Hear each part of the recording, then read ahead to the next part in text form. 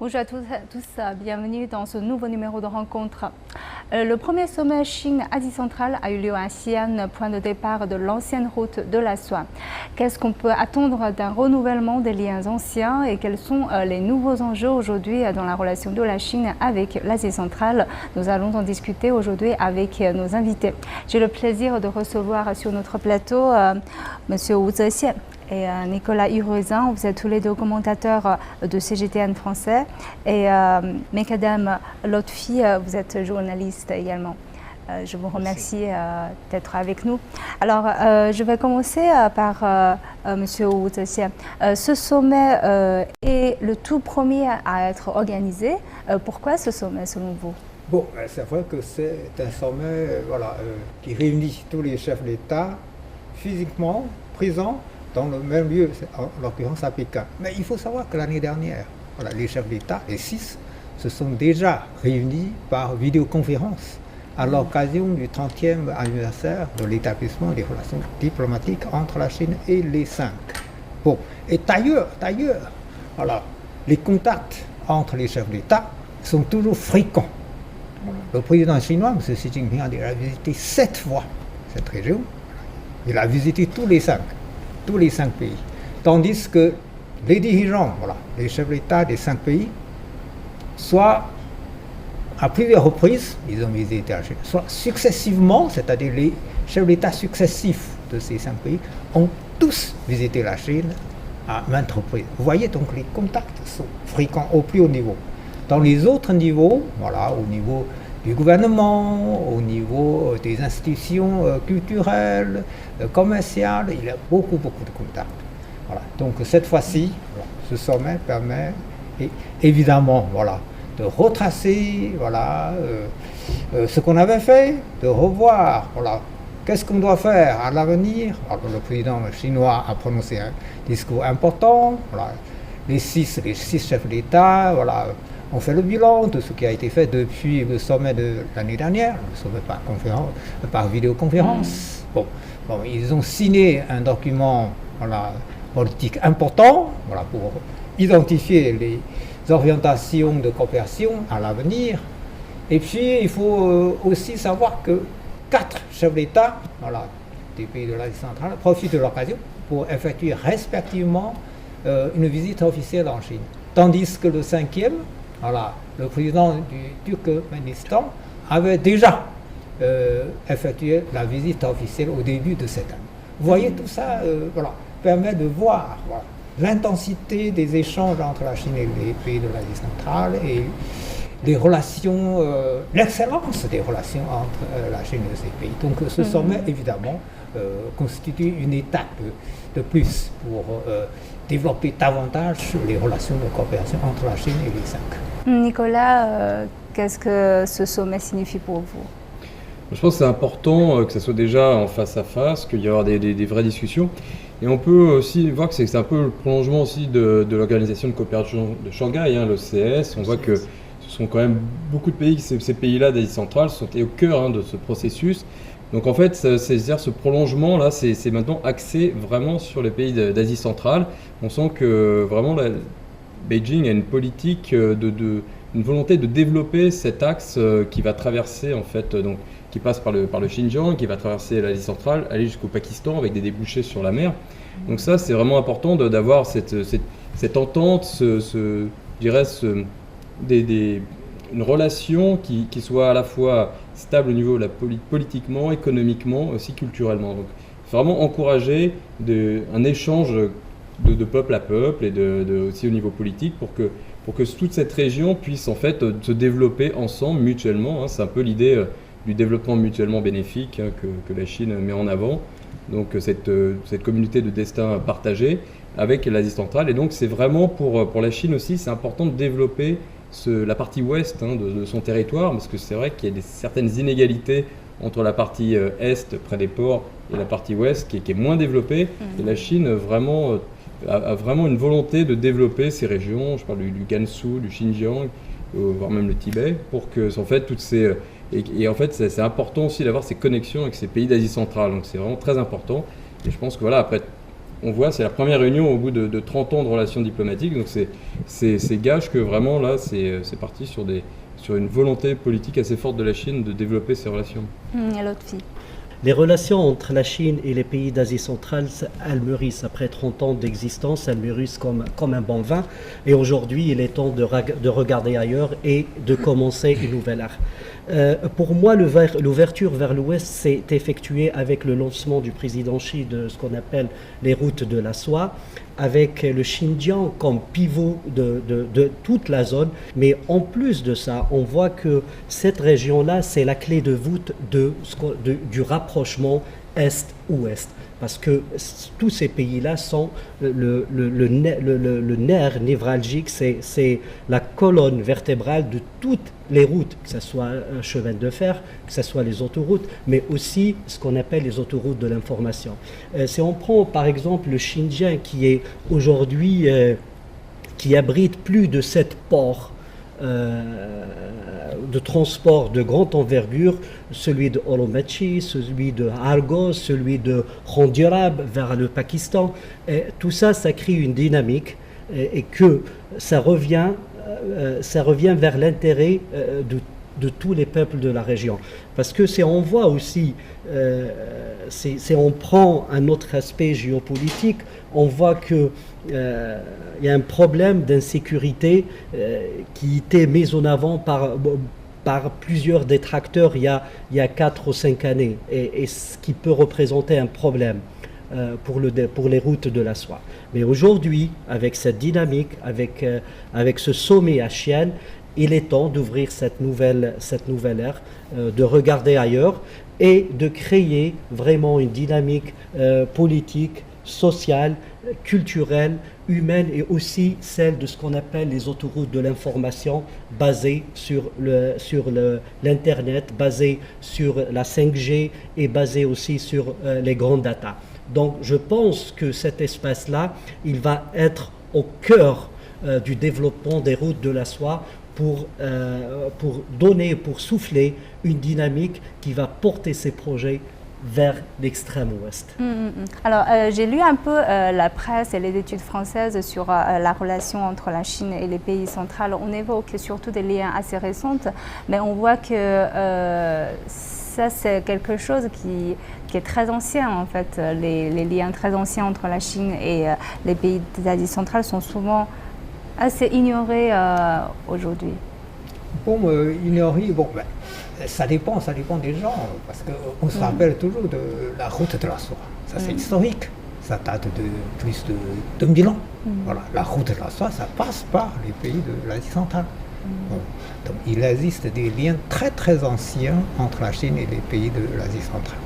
Et à travers ces pays de l'Asie centrale, on va plus loin, jusqu'à la Méditerranée. Vous voyez? Donc, voilà. Il existe en effet, voilà, des liens traditionnels entre la Chine et ces pays de l'Asie centrale. D'ailleurs, bon, il faut savoir aussi que depuis 30 ans, voilà, depuis l'établissement des relations diplomatiques, la Chine et tous ces pays ont fait beaucoup de choses. Et ce n'est pas vraiment nouveau. Au début, voilà, l'accent a été mis, c'est vrai, sur la sécurité. Les pays de cette région étaient confrontés, voilà, gravement au problème du terrorisme, du séparatisme et de l'extrémisme. Alors, la Chine et tous ces pays de l'Asie centrale ont bien coopéré pour mettre fin à cette situation chaotique. Maintenant, on voit, voilà, la région est tranquille.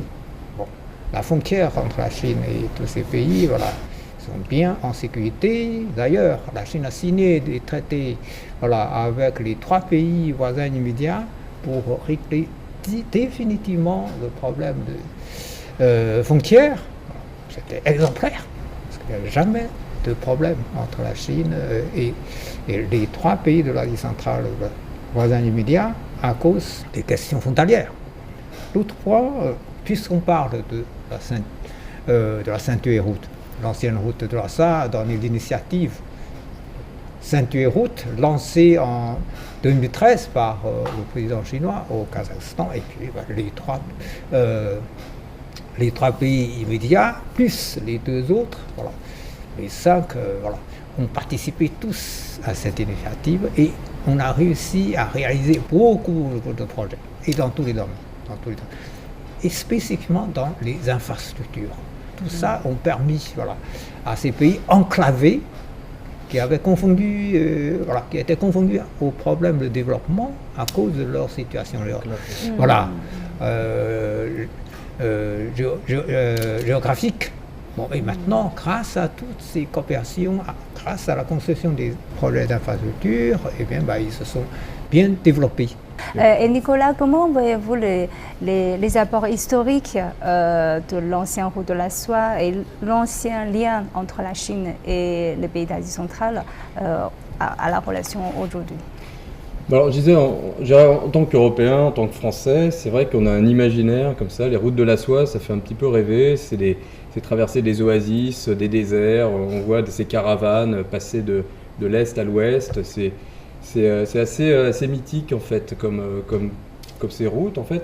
Et c'est vrai qu'on s'intéresse plus du côté chinois, on voit qu'en fait ça part de l'ancienne ville de Chang'an, hein, l'ancienne capitale, donc Xi'an maintenant. Et on voit que en fait c'était vraiment une route commerciale, culturelle et même religieuse, puisque par exemple le bouddhisme a été transmis à travers ces marchands, ces pèlerins qui ont emprunté les routes de la soie. Donc on voit en fait, quand on regarde de plus près, on voit que cette connexion existe depuis longtemps, depuis plus de 2000 ans. Il y a eu des moments où ces routes ont été interrompues. Pourquoi ? Simplement parce qu'il y avait des troubles. Il y avait, ces pays ces régions en tout cas n'étaient pas stables. Il y avait des problèmes de sécurité en fait. Tout simplement, les marchands ne pouvaient pas traverser ces régions aussi dangereuses, inhospitalières, sans un minimum de sécurité. Il y avait des voleurs, des bandits, et des attaques de caravanes. En fait, c'est dans les périodes, par exemple, sous les Tang, sous les Han, par exemple, ou même pendant l'Empire mongol, en fait, qu'on a vu que ces routes de la soie ont fleuri. Pourquoi ? Parce qu'il y avait un pouvoir puissant, fort, et qui arrivait en fait à assurer une sorte de sécurité, de paix pour les commerçants, les marchands, et pour les pèlerins, et pour même les gens, les aventuriers ou les explorateurs. Donc on voit qu'en fait, cette notion de sécurité, il faut que la situation soit stable pour que ce commerce, ces échanges puissent fleurir. Et quand ils fleurissent, ils apportent tous ces échanges culturels, ces mélanges d'idées, et ça fait ça développe l'humanité en général. Les civilisations fleurissent, s'améliorent, se bonifient en fait grâce à tous ces échanges. Et donc effectivement, il faut qu'en fait qu'il y ait un développement à la fois pour le transport. Donc là, on parle maintenant au niveau moderne, donc les routes, les chemins de fer, etc. sont bien développés. Il faut traverser, c'est important d'avoir tous ces moyens de communication, parce qu'évidemment, c'est des distances assez incroyables. Et en fait, c'est une région qui mérite en fait vraiment qu'on s'attarde dessus, qui est un peu ignorée effectivement dans l'histoire au niveau européen. Je pense que c'est quand même beaucoup plus important au niveau du monde arabe ou au niveau de la Chine. En fait, c'est cette culture, ces échanges qui ont eu lieu à travers ces routes de la soie. Donc voilà, c'est mon point de vue d'Européen qui est intéressé par les civilisations générales.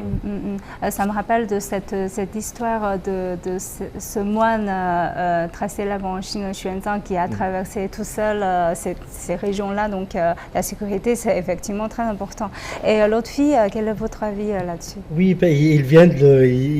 Nicolas vient de le noter. Oui, moi je viens d'une culture arabo-méditerranéenne pour ne pas dire arabo-musulmane, parce que l'apport de la religion était très important. D'ailleurs, c'est la même histoire que le bouddhisme. L'islam est venu avec les premiers commerçants musulmans qui ont commercé avec la Chine, mais aussi les Arabes ont développé les premières routes maritimes avec le fameux Sindibad et aussi le détroit de Malacca.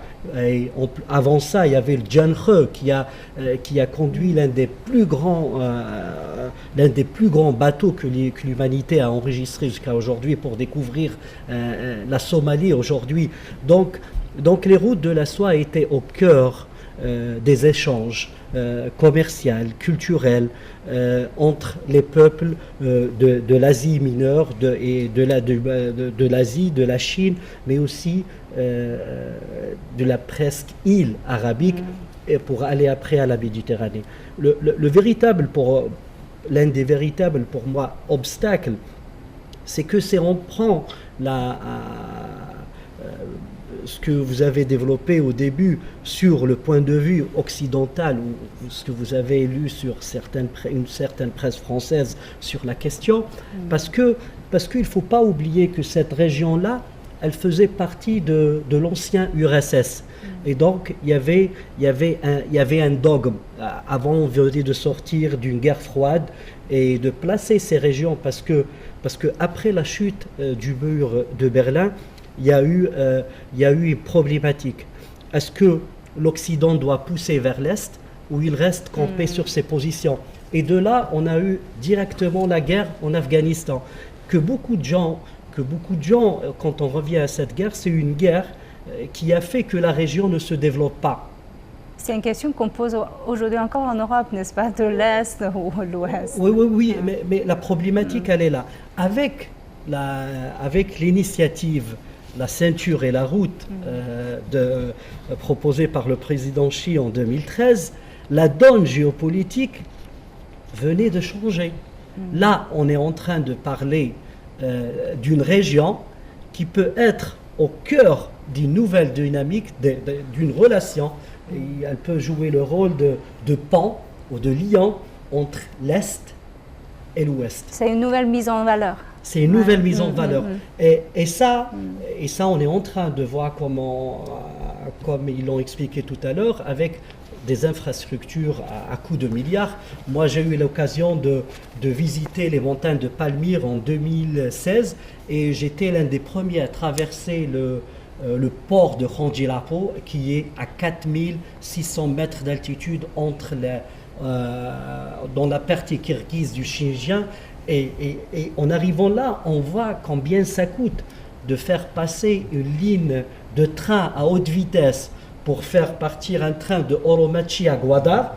On voit les structures. Vous savez qu'aujourd'hui, un train qui part de Oromachi vers Madrid ou vers Cologne en Allemagne, on n'a même pas besoin de faire un check-up vis-à-vis des douanes. Il y a des scanners. Moi, quand j'ai vu ça, j'étais étonné. Et ce développement-là, il ne vient pas comme ça, il ne tombe pas du ciel. Donc il y a un investissement matériel, humain, il y a une volonté politique. Et tout ça, ce qui est important aujourd'hui. Alors, le regard des autres, je pense qu'on n'en a rien. C'est-à-dire, ça ne nous intéresse pas parce que la caravane passe et les chiens aboient. Il n'y a que la Chine pour réussir cet exploit et cet investissement financier et humain et technologique. Donc c'est vrai qu'aucun pays d'Europe n'aura pu le faire. Ouais. En fait, justement, ce que vous avez évoqué, un point très important, c'est le regard des autres. On voit qu'en même temps que ce sommet Chine-Asie centrale, il y a aussi le G7 et le principal point sur son agenda, c'est la Chine. Et puis, on voit que les États-Unis et l'Europe ont tous multiplié aussi leurs investissements en Asie centrale. Donc, le regard des autres, on peut vraiment s'en passer? Oui, pour moi, on est dans une situation, vous savez. Chez nous, il y a un grand philosophe algérien qui a écrit un jour, quand l'Algérie traversait sa décennie noire, la famille qui avance et la famille qui recule. Aujourd'hui, il y a deux dynamiques. Il s'appelle Tahar Jawad, le défunt Tahar Jawad. Aujourd'hui, il y a un monde qui évolue. Vous savez, en 1976, quand le feu président algérien Boumedienne a parlé du nouvel ordre mondial, c'était en 1976. L'avenir de cette planète, il va se faire avec les peuples pauvres, avec les peuples africains, avec les peuples qui souffrent, parce que demain leur appartient. Ils vont être les plus grands marchés, la plus grande population. Et ils vont donner au monde des opportunités qui n'existent plus. Quand on voit des sociétés européennes qui ont une problématique d'âge, c'est des sociétés vieillissantes. Si on prend le cas de la France, le casse-tête pour les retraites aujourd'hui, ça représente un débat infini. Je ne pense pas que demain sera la veille pour qu'ils puissent clore ce débat. Maintenant c'est demander ou chercher à préserver ses intérêts, c'est normal. Je pense que c'est plus que naturel. Mais il faut comprendre une chose, que demain ne se fait pas par ceux qui dirigeaient le monde il y a 40-50 ans, c'est-à-dire par un système qui est sorti de la Deuxième Guerre mondiale. Et c'est ça le véritable problème, parce qu'on a une institution qui est les Nations Unies. Est-ce qu'aujourd'hui il est temps de la réformer? Parce que le problème, il en découle de là.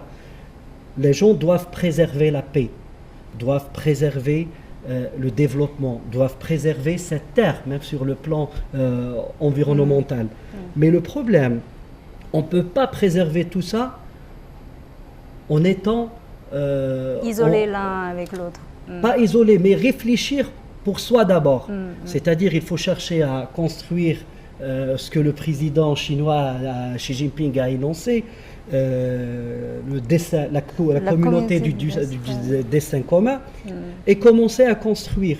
Mais aussi, tout ça ne peut pas se faire. C'est on clôt les portes du dialogue. C'est on montre l'autre du doigt. Maintenant, en parlant du G7, la plus grande problématique pour moi, c'est pourquoi un OTAN à Tokyo. Pourquoi l'OTAN à Tokyo? En ce moment-là, pour cette période-là, alors que les gens, que des pays, que des continents tels que l'Afrique, tels que l'Asie, tels que des pays de l'Amérique latine, des pays européens qui n'ont pas été touchés par le développement européen, par l'Europe des 27. Et tout ça, parce qu'on doit revenir au peuple. On arrive à développer un discours rassembleur, qui va dans l'intérêt des peuples, on peut s'en sortir. Mais si on va à l'affrontement, on va payer les pots cassés. C'est plus une crainte en fait, c'est une crainte de se voir relégué au second plan, d'être dominé, etc. Alors que je pense que c'est dans l'intérêt des Européens de se tourner aussi vers cette région, d'ailleurs il y a des trains qui passent de Higou à Madrid, etc.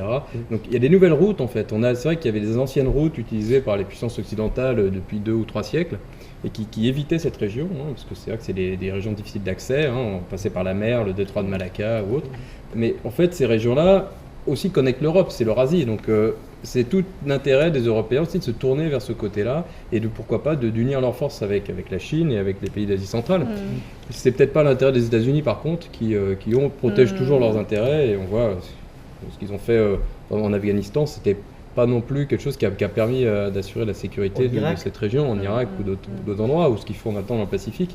C'est vrai que c'est... Alors que par exemple le Japon a des très bonnes relations commerciales avec la Chine. Donc c'est pourquoi je vais jeter de l'huile sur le feu à chaque fois d'essayer de toujours créer la zizanie. C'est vrai que c'est pour isoler la Chine, pour empêcher l'émergence de la puissance économique et politique chinoise, alors que c'est pas forcément l'intérêt des Européens. On va ramener un peu notre débat vers notre sujet central. On a tous évoqué que c'est avec les échanges commerciaux qu'on a ensuite eu les échanges culturels. Et Monsieur Boudossian, je vais revenir vers vous. Est-ce que vous pouvez nous présenter un peu les résultats concrets dans le domaine économique et culturel avec les signatures, comme vous avez évoqué, des documents très importants sur le développement? Bon, en fait, il y a beaucoup de choses. On peut donner des exemples, voilà. Des points essentiels, voilà. Oui. Donc j'ai surtout insisté sur l'infrastructure, parce que c'est là qui permet, le décollage. Parce que la Chine est passée par là. Voilà.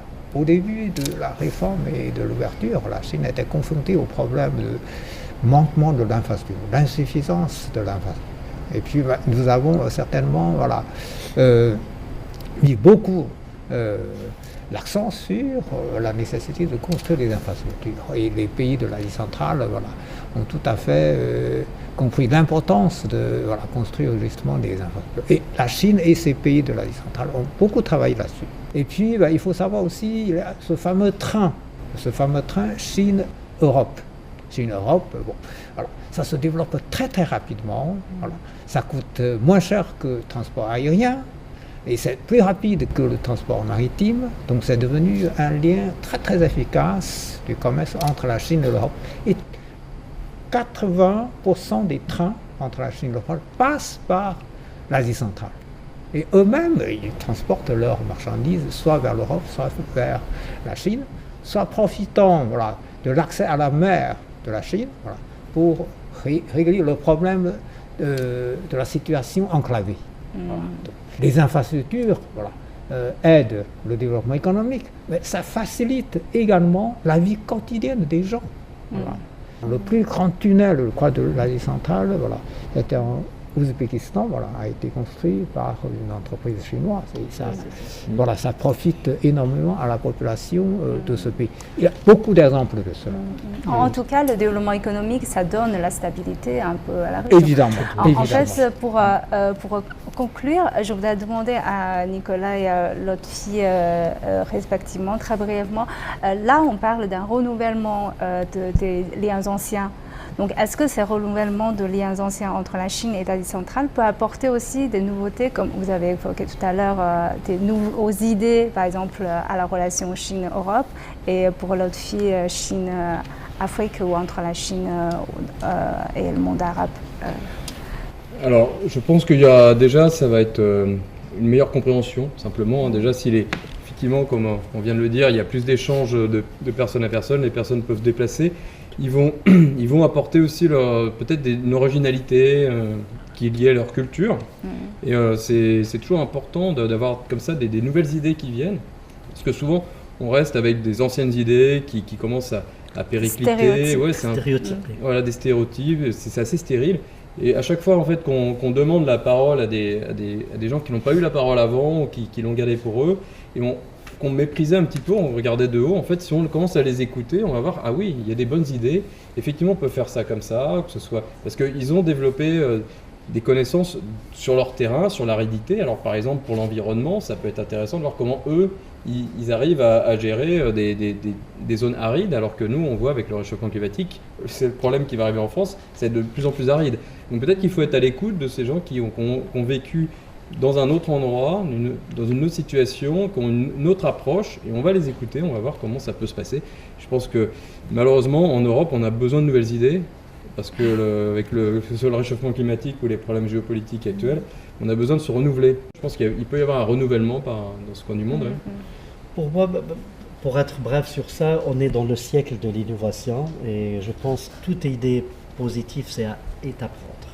Maintenant, quand on donne les outils à quelqu'un, d'ailleurs le dicton chinois, qui dit qu'il ne faut pas donner à quelqu'un à manger du poisson, mais il faut lui apprendre à pêcher. Donc je pense qu'on est dans cette dynamique-là, l'innovation, l'écoute, mais aussi le dialogue. Vous savez, quand on dialogue avec des peuples à égalité, quand on enlève la barrière de la supériorité d'une civilisation sur une autre, quand on aplatit tout et on se parle face à face, de homme à homme, des choses qui nous rassemblent, des choses qui nous ressemblent, mais aussi de nos craintes. On peut déblayer le terrain, on peut arriver à un socle de dialogue, on peut tisser des liens, on peut bâtir des ponts, et on peut créer une dynamique positive. Cette dynamique, c'est le respect, c'est le gagnant-gagnant, mais aussi c'est de respecter la diversité et la particularité des cultures au sein d'une dynamique, au sein d'un développement. Et je pense que c'est la plus grande leçon qui nous donne l'éthique aujourd'hui, les technologies de l'information et de la communication. Quand je voyage entre l'Asie, l'Europe ou l'Amérique latine, je vois la différence là des plateformes, parce qu'aujourd'hui, la langue de l'Internet, elle est la même. Mais quand on prend un Jingdong chinois et on prend un autre site, on voit la particularité, la touche de la culture chinoise, et on voit d'autres cultures sans que ça soit un affrontement. Mais c'est des applications qui nous aident, qui nous facilitent nos vies. Voilà. On peut toujours s'inspirer de l'exemple chinois dans certains domaines et l'exemple d'autres pays européens. Et c'est ça la complémentarité. Le monde va devenir sans doute meilleur si tout le monde se mette à s'écouter un peu plus. Si tout le monde se sache. Alors je vous remercie. Je vous remercie beaucoup d'avoir partagé vos points de vue avec nos téléspectateurs. Je vous remercie. Merci. Et je vous remercie d'avoir suivi notre discussion. À la prochaine.